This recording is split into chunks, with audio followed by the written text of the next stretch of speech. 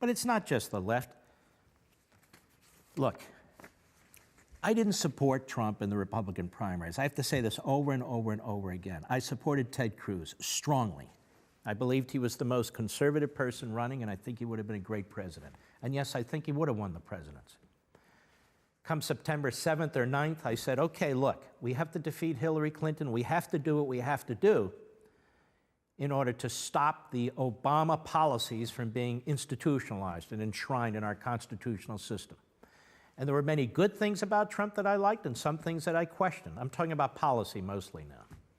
But in the end, that was my view, and I'll stick with that view. What we're talking about now here isn't a policy difference, whether it's trade or national security or whatever. We're talking about the republic. Are we going to allow this phony news media, which is populated with leftists and progressives, are we going to allow the minority party, which is furious that it lost the presidency in the House and the Senate, which is furious about the whole thing, which thinks it should always be able to control what goes on in the federal government, are we going to allow the Democrat Party and the media in this country to conduct what I've said before and I'll say again is a coup, a political coup, because that's what they're all about. They've all but destroyed the judicial confirmation process. They've all but destroyed our immigration laws with sanctuary cities and open borders. They've all but destroyed our judiciary when you have judges appointed mostly by Obama who don't even apply the law, who apply their personal policy preferences in shooting down the president's executive orders. I could go on and on and on. This is what we're battling over. Conservatives, constitutional conservatives, populists, nationalists, we have to stand up because that's what's going on here. Now, if it should occur that some crime was committed or something like that, well, obviously we'll take that into consideration when we look at all this.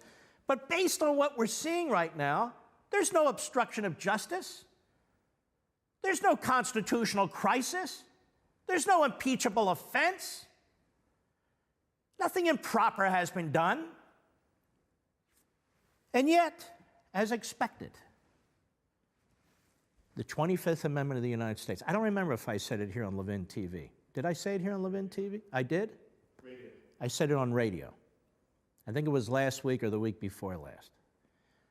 That I'm hearing grumblings about the 25th Amendment of the United States.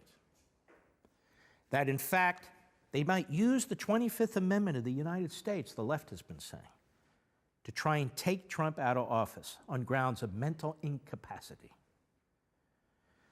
And Joel Pollack over at Breitbart writes about it. The title of the column that this Ross Douthat at the New York Times wrote is "The 25th Amendment Solution to Remove Trump." So there it is. I said it last week, and here it is right now.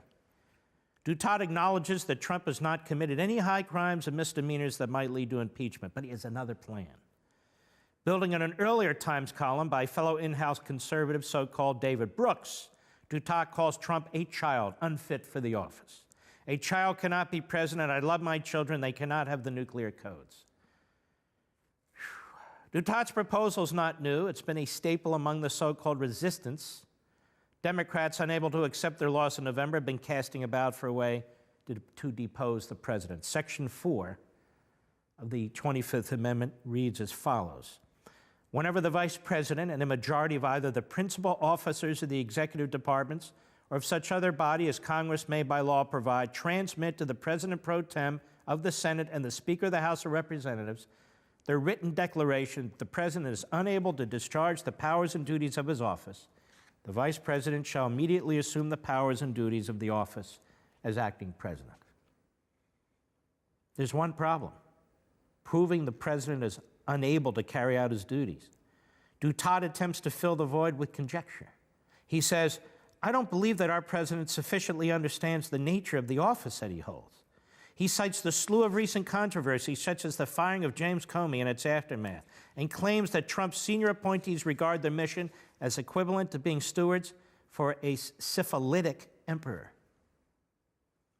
Douthat's argument boils down to the fact that he doesn't like Trump, and he's never liked Trump.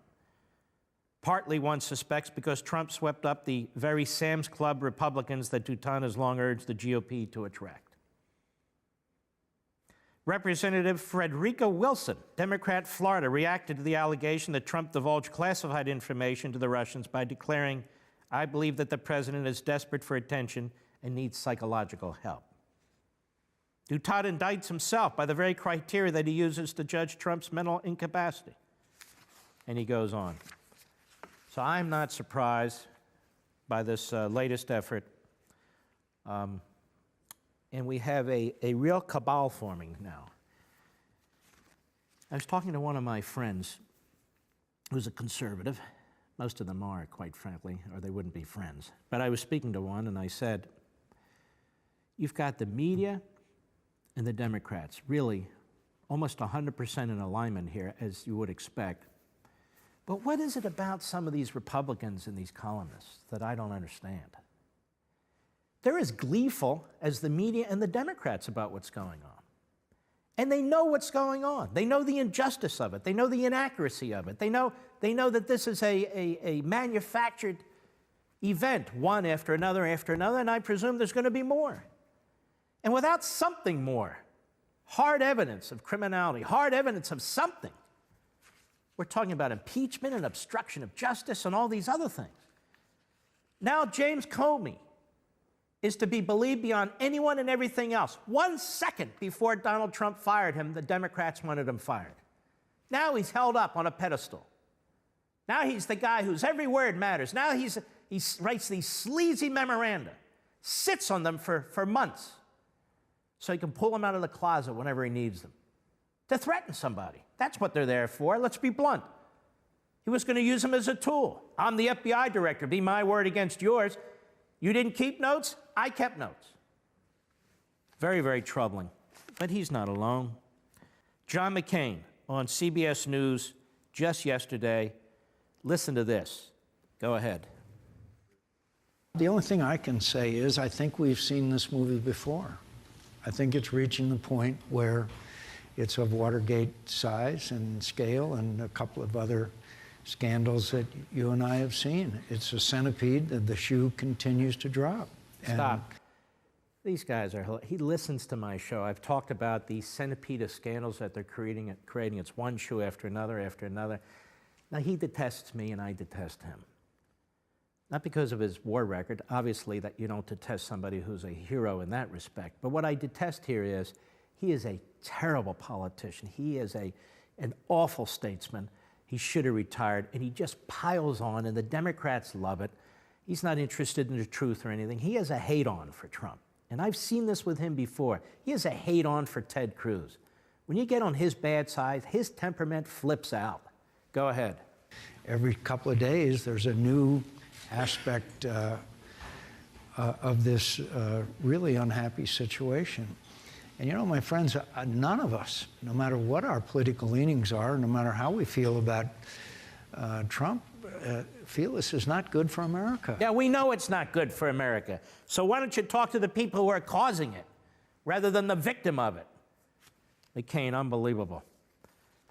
Greg Jarrett is a lawyer. He was a practicing lawyer for some time, a criminal defense lawyer, and he works at Fox News, I believe, as a weekend anchor. I think I met the man once, many, many years ago when he worked at CNBC. And he talks about this obstruction stuff. And he says, James Comey was lying in wait. His gun was cocked, he took aim and fired, but his weapon was empty. 3 months ago, the then FBI director met with President Trump. Following their private conversation, Comey did what he always does. He wrote a memorandum to himself memorializing the conversation, at least supposedly. Good lawyers do that routinely, he says. Now, only after Comey was fired, the memo magically surfaces in an inflammatory New York Times report which alleges that Mr. Trump asked Comey to end the Flynn investigation. Those who don't know the first thing about the law immediately began hurling words like obstruction of justice, high crimes and misdemeanors, and impeachment.